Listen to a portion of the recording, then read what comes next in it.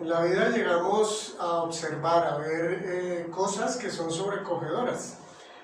Una de esas cosas, en el caso muy personal, que ha sido sobrecogedor, es ver en la noche un cielo despejado y con muchas estrellas, más o menos como vemos acá. Es algo que le muestra a uno como la inmensidad de la creación de Dios. Pero también hay otras escenas sobrecogedoras y que tienen que ver, gracias por la ciencia que se ha desarrollado y ha creado telescopios que son espaciales, es decir, están fuera de la atmósfera terrestre. Esto ha facilitado que la visibilidad hacia el universo sea mucho mayor.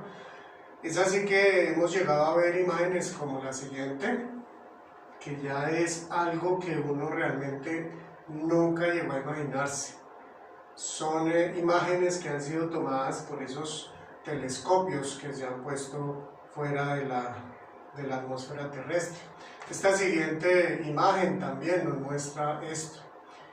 Son imágenes entonces que también son sobrecogedoras. Si realmente las miramos, nos damos cuenta que nos está permitiendo ver cosas más allá de lo que nosotros podemos ver. Por ejemplo, se calcula que la visión de un ser humano normal hacia el cielo en una noche despejada alcanzaría a ver unas 6000 estrellas, pero con el telescopio se ha llegado a un número de 1.000.000 de elementos, así que es mucho mayor lo que nos permite ver estos aparatos, los telescopios espaciales. Pero asimismo la Biblia, gracias a Dios por la Biblia, porque la Biblia nos permite ver mucho más allá de lo que nosotros vemos. Por eso el título de hoy tiene esta frase, mucho más que lo que vemos. Y tiene que ver con Apocalipsis 12, de los versos 1 al 17, todo el capítulo 12. Bien, vamos a hacer un repaso muy rápido de lo que ya vimos como estructura del libro de Apocalipsis, recordando que esta estructura que vimos hace una semana no es la estructura, no es la revelación divina como estructura del libro, hay otras estructuras. Entonces vamos a recordar esta estructura que simplemente tiene unos motivos, unas razones para que así sea. Primero la introducción, después la visión de Cristo, después los eventos del porvenir, que es donde estamos ahora, y luego la gran ramera, la esposa del Cordero, y por último la conclusión. Recordemos que el cuerpo del libro entonces está entre la introducción y la conclusión, en estas 4 partes, pero lo cual no quiere decir que ni la introducción ni la conclusión no sean importantes, desde luego son muy importantes en este libro de la Biblia. Bien, recordemos la primera parte del cuerpo, tiene que ver, de la introducción, el prólogo, el saludo y la alabanza, que nos presenta allí el apóstol Juan, donde nos dice que es una revelación dada por Dios mismo, que le dio a su Hijo Jesucristo, y es a través de su ángel que les da al apóstol Juan. También recordemos la primera parte, entonces a continuación, es la visión de Cristo, donde está la descripción de Cristo allí sobre estas 7 lámparas, y también aparecen las cartas a las 7 iglesias, que desde luego todo esto también ya lo hemos visto detenidamente. La segunda parte es eventos del porvenir, que es donde nos encontramos, y hemos visto entonces estos 7 sellos y estas 7 trompetas, y nos encontramos, recordemos que la última de las trompetas fue allí terminando el capítulo 11, donde nos habla pues que suena esa última trompeta, y así concluye con esta imagen, este ambiente celestial que nos narra pues la alegría y el gozo que hay en el cielo. Es así que llegamos entonces al capítulo 12, y el capítulo 12 pues narra 7 historias, y posteriormente veremos 7 copas, ya a partir del capítulo 15. Estas 7 historias, recordemos pues que no es algo que esté tan definido como los 7 sellos o las 7 trompetas. ¿Qué quiero decir? En los casos anteriores de los sellos y las trompetas aparece muy demarcado, muy claro. Entonces se abrió el sello, el segundo sello, el tercer sello, y lo dice muy claramente, y en el caso de las trompetas de la misma manera. En este caso, cuando entramos ya a las 7 historias, no están así definidas, no vamos a escuchar la primera historia, entonces es simplemente algo que se concluye después de la lectura de estos pasajes y se puede identificar estas 7 historias. Entonces, también tengamos presente, estamos aquí en la mitad del libro de Apocalipsis, capítulo 11, ya terminamos, vamos a empezar el capítulo 12. Y nos quedaría faltando la parte 3 y 4, la 3 es la gran ramera, que tiene que ver con los juicios sobre Babilonia, y el reinado de los santos. Y la cuarta y última parte del cuerpo del libro tiene que ver con la Nueva Jerusalén, el árbol de la vida y el río de la vida. Y por último ya llegaremos en el capítulo 22 a la conclusión. Bien, entonces vamos a pasar a esta lectura del capítulo 12 de Apocalipsis. Y esta primera parte, pues este capítulo lo vamos a ver en 3 partes. La primera va a ser la mujer, el niño y el dragón, y va desde desde el verso 1 hasta el verso 6. Aquí tenemos los primeros 2 versículos que dicen así: apareció en el cielo una señal maravillosa, una mujer revestida del sol, con la luna debajo de sus pies y con una corona de 12 estrellas en la cabeza. Estaba encinta y gritaba por los dolores y angustias del parto. Bien, aquí entonces encontramos desde luego el primero de estos 3, de estas 3 personalidades, que tiene que ver, pues la primera es la mujer. La mujer, que es, como dice este versículo 1, la primera señal, porque dice, apareció en el cielo una señal maravillosa. Bueno, miremos detenidamente cómo describe aquí a la mujer. Dice entonces que está revestida del sol y tiene bajo sus pies a la luna. Esto nos simboliza gloria. Gloria, esta mujer tiene el reflejo de la gloria de Dios. También habla que sobre su cabeza tiene una corona. Aquí tengamos presente que el término utilizado en el griego es Stéphanos y se refiere a una corona, y dice que esta corona es de 12 estrellas. No es entonces una corona pequeña, que es una diadema, como más adelante la veremos. Esta mujer tiene una corona y esto nos habla de su realeza y además de su autoridad.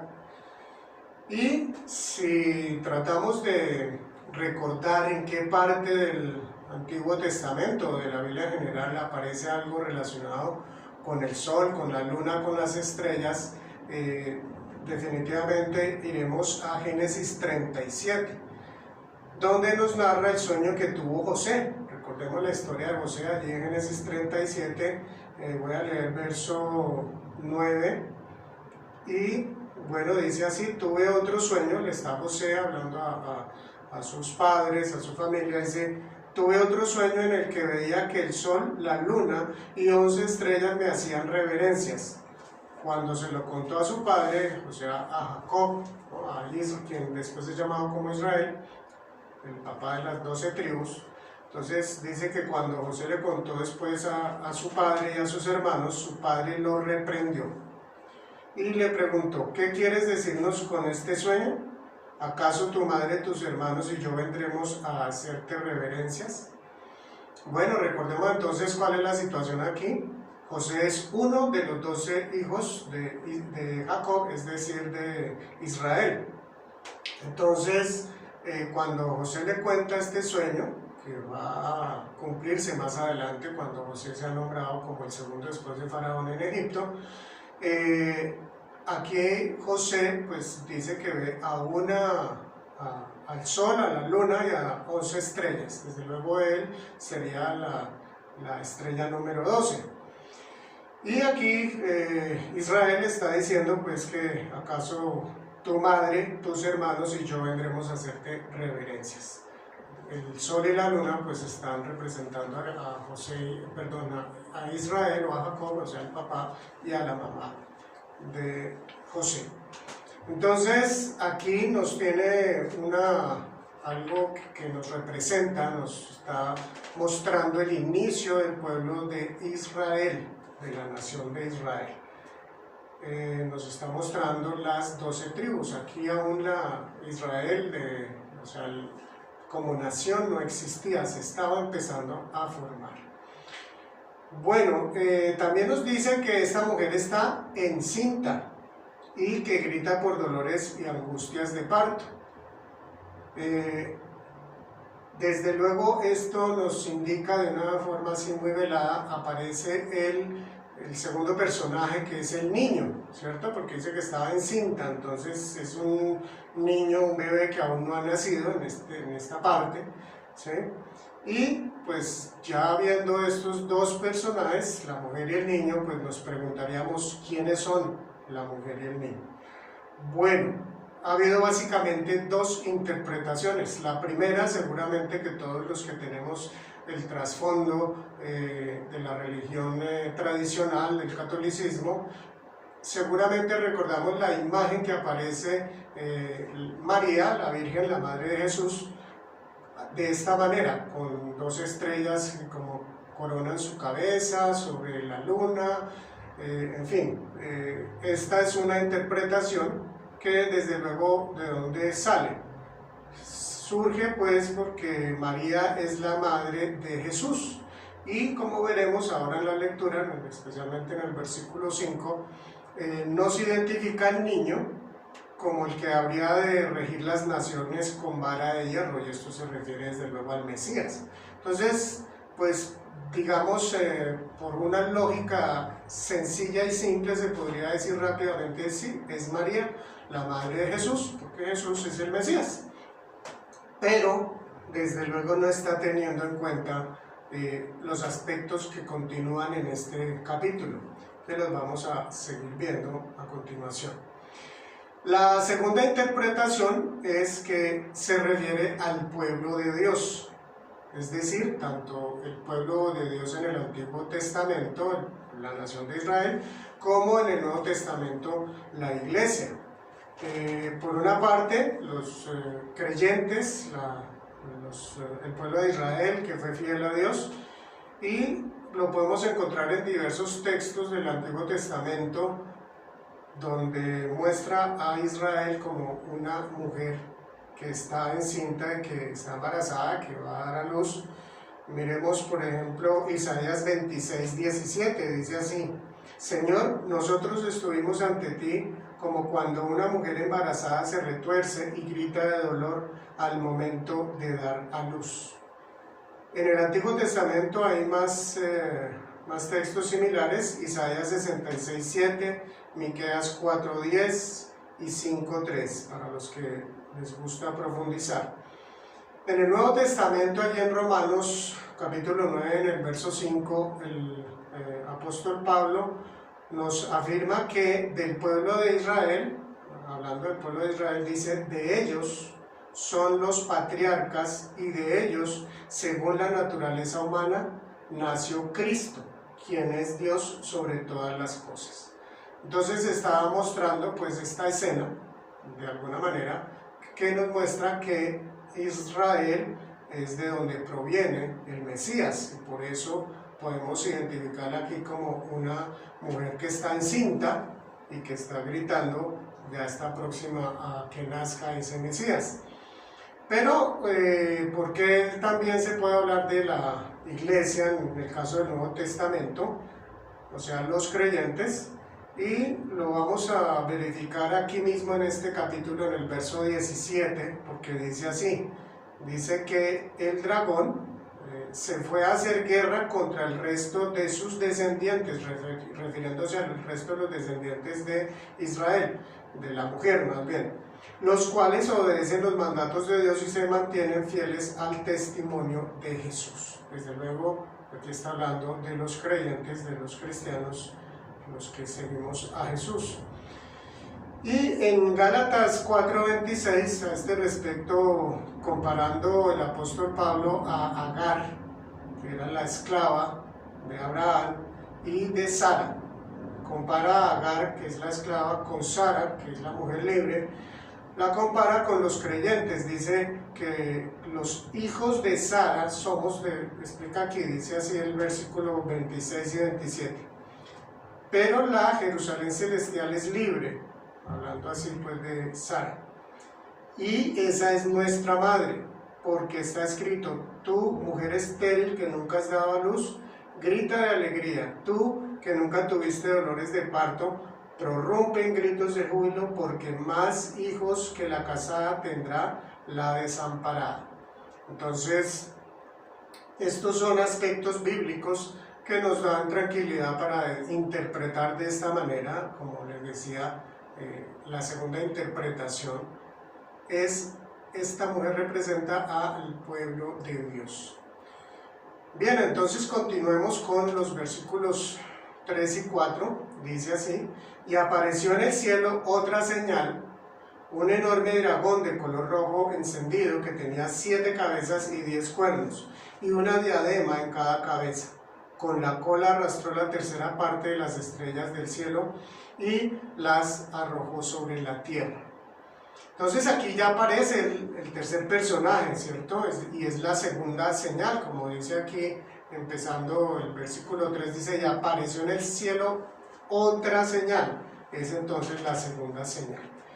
Fijémonos entonces ahora en este dragón. Dice que es de color rojo encendido, es decir, de color escarlata. Esto simboliza la sangre, y también algunos lo han interpretado como matanza. Las 7 cabezas que dice que tiene, y tiene una diadema. Esto es importante porque hago esta aclaración, porque en algunas versiones no hace la diferencia entre corona y diadema. Diadema es otro término, ya no es estéfano, sino es diademata, el término en griego. Y tiene una diadema en cada una de las 7 cabezas, y cada cabeza tiene su cuerno. Bueno, por lo visto algunas tienen más de uno, porque completa 10 cuernos. Esto representa gobierno, el gobierno, pero también un reino, desde luego, que tiene un reino, este personaje, que tiene fuerza, que tiene poder universal. Ya cuando nosotros nos acercamos entonces más a la lectura de este capítulo 12, en el verso 9 encontramos que aquí ya no hay que pensarlo mucho. ¿Por qué? Porque este versículo nos identifica perfectamente a este dragón como la serpiente antigua, el diablo y el engañador. Entonces, sin darle más vueltas, simplemente aquí lo que dice es que este dragón es Satanás. Miremos que hay algo que es llamativo con respecto a estas diademas. Dice que en cada cabeza lleva una diadema, pero es interesante que en Apocalipsis 19, allí en el verso 12, nos dice que Jesús lleva muchas diademas. Dice así el verso 12: lleva muchas diademas que ciñen su cabeza, refiriéndose a Jesús. Bueno, entonces hablemos un poquitito de Satanás. Satanás tiene otro nombre, que es diablo, pero conozcamos que el término Satanás, que es una palabra hebrea, se refiere a el acusador, al enemigo, al oponente y al adversario. Desde luego todos estos títulos tienen que ver tanto con Dios como con nosotros los creyentes. Así que Satanás es el acusador, el enemigo, el oponente y el adversario. Y diablo es un término griego que se usa desde luego mucho más en el Nuevo Testamento, y significa acusador, difamador y calumniador. Vamos entonces conociendo un poquitito más sobre el diablo, sobre Satanás, sobre el dragón, en esta segunda señal. Y allí empezando entonces el versículo 4, que es la primera parte, que es la que aparece acá. Esta parte donde dice: con la cola arrastró la tercera parte de las estrellas del cielo y las arrojó sobre la tierra, está entonces dejando un poco como como en dificultad al lector. ¿A qué se refiere esto? Bueno, algunos han interpretado pues que esta parte del texto bíblico lo que nos está narrando es la rebelión que tuvo Satanás cuando era un ángel de luz y decidió rebelarse contra Dios, o sea, Luzbel, antes de la creación del hombre. Entonces, pues podría ser, claro, tengamos muy presente que nosotros estamos en interpretaciones y que el libro del Apocalipsis tal vez es el libro de mayor simbología en todos los libros de la Biblia. Entonces, esto hay que tenerlo presente. ¿Por qué? Porque cuando nosotros no tenemos claridad no podemos dogmatizar.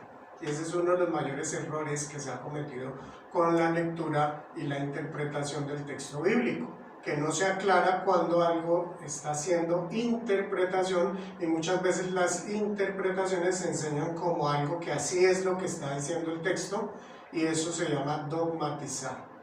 Y esto, tengámoslo presente, de alguna forma realmente esto le ha pasado a muchas personas y le pasó a los fariseos, porque ellos tuvieron como cosas ciertas, muy ciertas, aspectos que realmente no lo eran, y esto les impidió reconocer al Mesías. Es algo que debemos de tener siempre presente, claridad en las cosas que son claras, porque eso sabemos que no tiene ninguna duda, pero también saber que hay cosas que no son absolutamente, no podemos tener absolutamente la certeza. ¿Por qué? Porque no es algo que es del todo claro. Entonces, como les decía, esta parte podría ser como esa interpretación, pero hay algo que ahí no concuerda mucho, porque la escena está presentándose después de donde está la mujer, es como lo hemos interpretado, el pueblo de Dios. Pues la rebelión de Satanás fue anterior a que existiera el pueblo de Dios. Entonces ahí quedan algunas dudas, por lo cual algunos cristianos también no aceptan esta interpretación de esta manera. Y cuando dice, terminando aquí esta parte que tenemos en pantalla, dice que con la cola arrastró la tercera parte de las estrellas del cielo. Entonces, quienes interpretan esto como la rebelión de Satanás, entonces dicen, pues las estrellas son, como en otros pasajes, se refiere a ángeles, y aquí se estaría refiriendo a esa tercera parte de los ángeles que se unieron a la rebelión de Satanás. Bueno, miremos esta imagen, es una imagen muy interesante, me gustó bastante, muestra varias de las cosas, de los aspectos que encontramos ahora en esta lectura, pero tengamos presente, ¿no? Es la forma como el artista lo representa. Entonces vemos aquí en primer lugar a la mujer con su corona de 2 estrellas, está embarazada, tiene a sus pies a la luna, atrás está entonces el dragón que tiene las 7 cabezas, tiene aquí yo creo que ya le dibujó un poquito más las diademas, un poquito más como coronas, pero bueno, algo pues desde luego que creo bastante difícil de ilustrar es que estaba vestida de sol, ¿no? Como dice al comienzo, pues aquí no lo veo, pero bueno, pues uno se lo imagina. Bien, continuemos entonces ya con la segunda parte del verso 4 y versos 5 y 6. Y dice así: cuando la mujer estaba a punto de dar a luz, el dragón se plantó delante de ella para devorar a su hijo tan pronto como naciera. Ella dio a luz un hijo varón, que gobernará a todas las naciones con puño de hierro. Pero su hijo fue arrebatado y llevado hasta Dios, que está en su trono. Y la mujer huyó al desierto, a un lugar que Dios le había preparado para que allí la sustentaran durante 1260 días.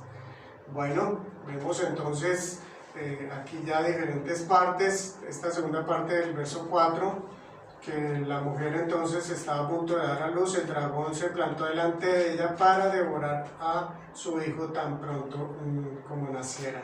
Esto nos muestra pues que el dragón está pues atento a impedir a toda costa que ese niño nazca en esta parte de la historia, desde luego, y podemos recordar, en este caso, algo muy parecido como lo que sucedió ya en la venida de Jesús, como Herodes persiguió de alguna forma cruel, trató de matar a ese niño que apenas estaba recién nacido y mandó a asesinar pues a todos los niños menores de 2 años en esa región. Bueno, el verso 5 dice: este niño gobernará todas las naciones con puño de hierro. Esta es la frase que tiene que ver con el Salmo 2, versos 8 y 9, que dicen así: pídeme, y como herencia te entregaré las naciones, tuyos serán los confines de la tierra, las gobernarás con puño de hierro. Este es el Salmo 2, es un salmo mesiánico, entonces es muy claro que este texto se está refiriendo al Mesías.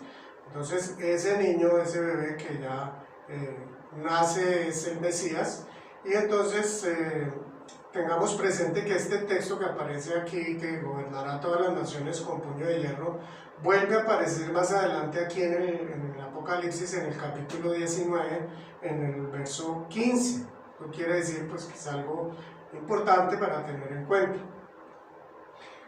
Y nos dice que fue arrebatado y llevado hasta Dios, ahí terminando el verso 5. Su Hijo fue arrebatado y llevado hasta Dios, que está en su trono. Y desde luego entendemos entonces aquí es cuando ya Jesús va a la cruz, muere, resucita al tercer día y Él entonces asciende a los cielos. Y pues esta parte que dice que fue arrebatado y llevado hasta Dios tiene que ver muy claramente con esta parte de la vida de Jesús, y llega entonces al Padre, a su trono, y es donde nosotros sabemos que Él está reinando en el trono. Bien, entonces el verso 6 nos dice que la mujer huyó al desierto, y entonces aquí podemos ver que es diferente lo que tiene que vivir a partir de este momento, es diferente a lo que ya Jesús vive. Jesús nace, desarrolla su ministerio, va finalmente a la cruz, resucita y va al cielo, mientras que la mujer, y como lo hemos dicho, lo interpretamos como el pueblo de Dios, vive entonces ya una realidad aquí presente en el mundo. Dice que la mujer huye al desierto, pero llama la atención que ir al desierto es a un lugar que Dios ya le tiene preparado. Es para que allí sea sustentada durante 1260 días. El desierto nos recuerda cómo el pueblo de Israel en el Antiguo Testamento, allí que nos narra en Éxodo especialmente, fue protegido, fue sustentado por Dios. Podemos aquí entender que no es algo literal, sino que es también simbólico, por lo cual sería la protección y el sustento espiritual que Dios le da a su pueblo, a su iglesia. Esta última parte de este versículo 6 también nos llama la atención porque dice que sustentará a la iglesia durante 1260 días. 1260 días es una cifra que ya había aparecido, una cantidad de tiempo que ya nos había nombrado allá el capítulo 11, 2 y 3. Si recordamos, allá empezando en los versos 2 y 3 de este capítulo 11, dice: pero no incluyas el atrio exterior del templo, no lo midas, porque ha sido entregado a las naciones paganas, las cuales pisotearán la ciudad santa durante 42 meses. Por mi parte, yo encargaré a mis 2 testigos que, vestidos de luto, profeticen durante 1260 días. Esta parte que está allí en este capítulo 11, como ya lo expliqué anteriormente, estas 2 cantidades, 42 meses y 1260 días, es exactamente lo mismo, es decir, 3 años y medio. Y también tiene que ver con una cifra que aparecerá ahora más adelante en este mismo capítulo, en el versículo 14, cuando dice un tiempo y tiempos y medio tiempo, que recordemos que también se entiende como un tiempo, tiempos y medio tiempo significa también 3 años y medio. Y también aparecerá entonces allí en el capítulo 13, el siguiente capítulo, en el verso 5, refiriéndose a la bestia. Dice que a la bestia Dios le permitió decir grandes blasfemias contra Dios, y le dio esa autoridad, y también podía hacer lo que quisiera, todo lo que quisiera, durante 42 meses. Entonces, cuando aparecen estas cifras, hay una interpretación que lo conecta directamente con Daniel capítulo 9, versículos 24 al 27, que es la profecía de las 70 semanas. Sobre esas 70 semanas, recordemos que se habla de las primeras 69 semanas, y la última semana entonces se divide en dos. Por eso entonces se entiende que esa última semana se divide en 3 años y medio y 3 años y medio. ¿Qué significa esto? Que los últimos 3 años y medio van a ser de un gran sufrimiento. Esto, por favor, tengámoslo muy presente, es una de las interpretaciones, y por eso recalco, aquí no se puede dogmatizar. No se puede enseñar como que esto es exactamente lo que dice la Biblia. Por favor, no estoy diciendo, no es posible esa interpretación, no estoy diciendo eso. Lo que estoy diciendo es que sí es importante tener presente que es una de las interpretaciones. Y esto pues nos ayudará a nosotros tener mayor tranquilidad en el momento en que tengamos que vivir pues estos eventos. Entonces, se conecta con esta última semana, y quienes lo conectan, y entonces dicen, bueno, pues todo esto se tiene que dar esos últimos 3 años y medio antes de que venga el Mesías. Va a ser esa época de sufrimiento, de momento pues de angustia. Bueno, entonces ya podemos pasar ahora sí a la segunda parte, que es la guerra en el cielo, y va desde los versos 7 hasta el 12. Dice así: se desató entonces una guerra en el cielo. Miguel y sus ángeles combatieron al dragón. Este y sus ángeles a su vez les hicieron frente, pero no pudieron vencer. Y ya no hubo lugar para ellos en el cielo. Así fue expulsado el gran dragón, aquella serpiente antigua que se llama Diablo y Satanás y que engaña al mundo entero, junto con sus ángeles, fue arrojado a la tierra. Veamos la siguiente imagen que nos muestra cómo el ilustrador representa o vio esta escena, y veamos entonces que aparece Miguel. Miguel es un ángel que ya apareció antes en Daniel 12.1, y allí en Daniel 12.1 dice: entonces se levantará Miguel, el gran príncipe protector de tu pueblo. Así que Miguel es un arcángel que ocupa un lugar especial y que su tarea es defender al pueblo de Dios. Miguel, recordemos que es un nombre que significa ¿quién es como Dios? ¿Quién es como Dios? Es decir, más o menos como quien dice: no hay absolutamente nadie como Dios. Y pues llama la atención que es quien entonces enfrenta a este dragón, a Satanás. Y como leamos en el verso 8 y 9, el dragón es entonces derrotado por Miguel y por sus huestes, los ángeles que le acompañan, y es arrojado a la tierra. De acuerdo a lo que nosotros leemos, Jesús decía en Lucas 10:18: yo veía a Satanás caer del cielo como un rayo. Muy llamativo esto que dice Jesús. Pero más aún, en esta parte está cuando Jesús ha enviado a los discípulos a evangelizar de a dos en dos. Y entonces Él les hace este comentario a sus discípulos cuando regresen. Pero más adelante en Juan 12:31, ya antes de que Jesús vaya, pues en esta última semana, antes de que Él vaya a la cruz, empezando esta última semana, cuando Jesús acaba de entrar a Jerusalén en forma victoriosa, dice así Jesús: el juicio de este mundo ha llegado ya, y el príncipe de este mundo va a ser expulsado.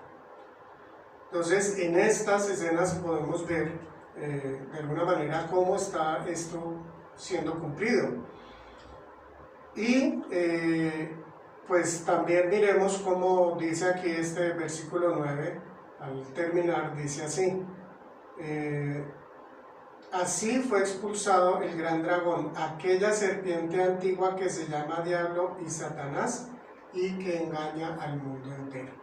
Así que Satanás es el engañador por excelencia del mundo, tiene engañado al mundo.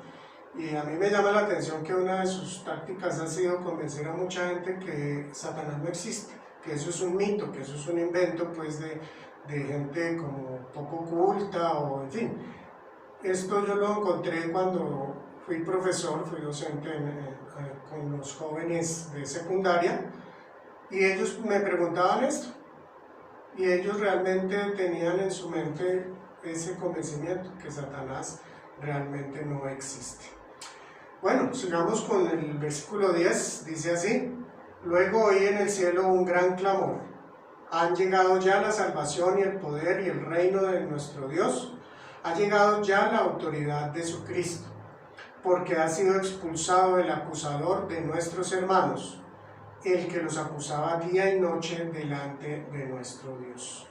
Bueno, aquí vemos muy claramente una de las tareas de Satanás, acusar a los creyentes delante de Dios. Y pues esto lo vemos ya desde el libro de Job, allá en el capítulo 1. También lo vemos con otra claridad en Zacarías 3:1, cuando dice que está presente para acusar al sacerdote Josué. Y luego dice entonces ya este verso 10, allí donde dice: han llegado ya la salvación y el poder y el reino.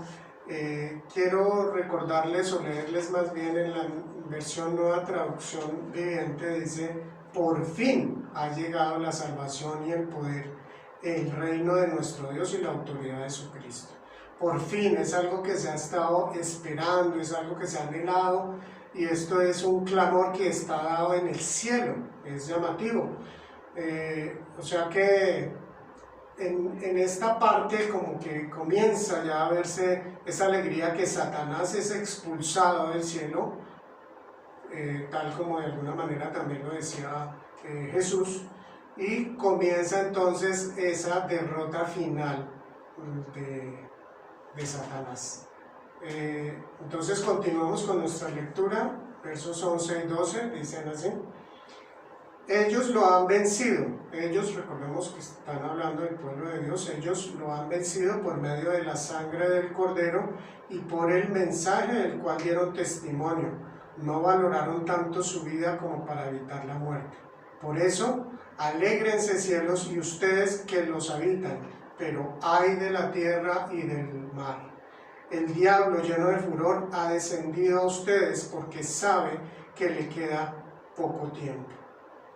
Entonces, fijándonos en este primer versículo, en el 11, Satanás es vencido por los creyentes, y el pueblo de Dios vence por tres aspectos, básicamente, aunque aquí podamos mirar dos.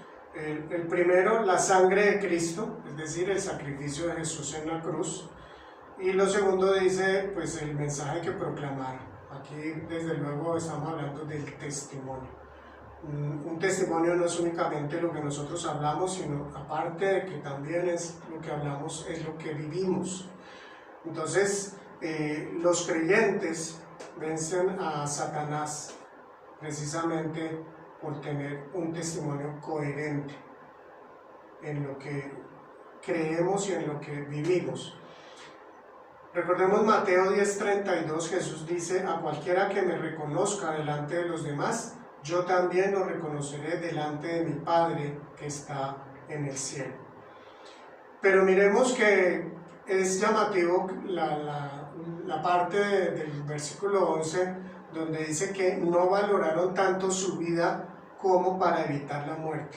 Aquí nos está hablando de una fidelidad absoluta. Es decir, que ese testimonio que se mantiene fiel aún está dispuesto a morir para que ese testimonio se mantenga. Y creo que en esto vale la pena detenernos un poquitito y pensar y preguntarnos: ¿qué tanto miedo le tenemos a la muerte? Es algo que yo creo que lamentablemente entre cristianos muchas veces no se ve esa diferencia con los no cristianos. Realmente La muerte debemos nosotros de aprender a verla como la muestra la palabra de Dios, como la muestra Jesús, que realmente es un paso hacia la victoria nuestra, porque vamos a la presencia del Señor. Y creo que vale la pena revisar esto, porque qué tan posible sería que tú o yo fuéramos al martirio por defender la fe, como lo hicieron los primeros cristianos que tenían total convicción, o los mismos anabautistas allí en el siglo XVI, XVII. Muchos murieron realmente con gozo, entregando su vida, porque sabían que realmente ellos tenían la victoria con el Señor Jesucristo. ¿Estamos seguros de eso? Bueno, y allí en el versículo 12, pues básicamente nos está diciendo que este dragón, Satanás, está lleno de furor, ¿no? Ha descendido y sabe que tiene poco tiempo. Bueno, vamos entonces ya a esta tercera y última parte, versos 13, 14 y 15, dice así, se refiere a la guerra en la tierra. La anterior fue la guerra en el cielo, ahora es la guerra en la tierra. Y dice así: cuando el dragón se vio arrojado a la tierra, persiguió a la mujer que había dado a luz al varón. Pero a la mujer se le dieron las dos alas de la gran águila para que volara al desierto, al lugar donde sería sustentada durante un tiempo y tiempos y medio tiempo, lejos de la vista de la serpiente. La serpiente, persiguiendo a la mujer, arrojó por sus fauces agua como un río, para que la corriente la arrastrara. Entonces, aquí podemos mirar ya la primera parte del verso 14, donde dice que a la mujer se le dieron las dos alas de la gran águila, y esto representa la seguridad y la protección de Dios. Es muy especial ver allí en Éxodo 19 como Dios también habla algo muy parecido, y luego en Deuteronomio 32, 9 y 11. Voy a leer únicamente Éxodo 19, 4, que dice Dios hablándole al pueblo, hablándole a Moisés para que le hable al pueblo de Israel allí en el Sinaí. Dice: ustedes son testigos de lo que hice en Egipto y de que los he traído hacia mí como sobre alas de águila. Les recomiendo leer Deuteronomio 32, 9 a 11, porque también nos habla de un aspecto similar.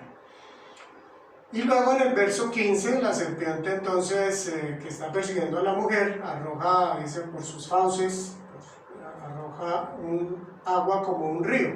Algunos lo han interpretado pues que debe ser seguramente mentiras y engaños de Satanás. Es una posibilidad, pero desde luego pues no podemos decir exactamente eso es a lo que se refiere. Bueno, en los versículos ya 16 y 17, para ir terminando, dice así: pero la tierra ayudó a la mujer, abrió la boca y se tragó el río que el dragón había arrojado por sus fauces. Entonces el dragón se enfureció contra la mujer y se fue a hacer guerra contra el resto de sus descendientes, los cuales obedecen los mandamientos de Dios y se mantienen fieles al testimonio de Jesús. Podemos entonces mirar la imagen anterior, pues que representa algo de esta escena, y simplemente pues observar que en el verso 16 la tierra se dice que toma toda esta agua que el dragón le había enviado a la mujer para ser arrastrada por esa corriente. Y esto de pronto nos puede también acordar cómo Dios ha utilizado eventos naturales para proteger a su pueblo. Recordemos allí cuando el pueblo de Israel cruzó el Mar Rojo y abrió el mar en dos, y luego lo utilizó para ahogar a los ejércitos del faraón. Entonces puede ser una interpretación, que algo así puede ser a lo que se refiere acá, pero no necesariamente, es simbólico. Todo esto entonces es importante tener claridad que hay interpretaciones. Y ya en el verso 17 entonces nos dice que Satanás persigue a la mujer y hace guerra a su descendencia, es decir, a su pueblo, al pueblo de Dios, o sea, a los creyentes. Bueno, damos gracias a Dios porque recordemos, como hablábamos al comienzo, estas imágenes que en un tiempo no fueron posibles ser observadas por el ojo humano, hoy en día es posible. Asimismo, la palabra de Dios, qué bueno que nos permite conocer aspectos que han sido de otra manera desconocidos por nosotros los seres humanos, aspectos de este mundo espiritual.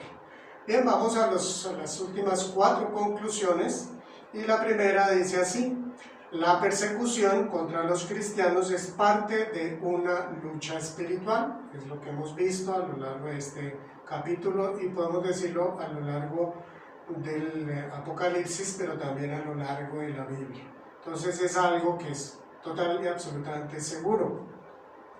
La segunda conclusión: el dragón que dirige la persecución ha sido derrotado por Jesús, por los ángeles y por los creyentes. Esto importante, ha sido derrotado, es decir, como lo muestra la Biblia, es algo absolutamente seguro, no es que va a ser derrotado. Ha sido derrotado es una forma de decirlo, es algo que sí o sí va a suceder. Jesús de hecho ya lo derrotó en la cruz. Nos habla pues este pasaje del enfrentamiento entre Miguel y sus ángeles contra Satanás y sus demonios, y también es vencido y luego los creyentes. La tercera conclusión dice: el enemigo no podrá vencer a la iglesia porque Dios mismo la preservará.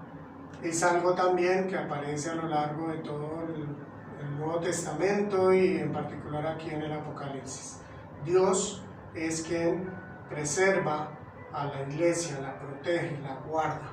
Ojo, esto no quiere decir que entonces nosotros los creyentes no vamos a ser tocados por el enemigo. No, quiere decir que Dios no va a permitir que su iglesia sea destruida, y Él la mantendrá entonces viva.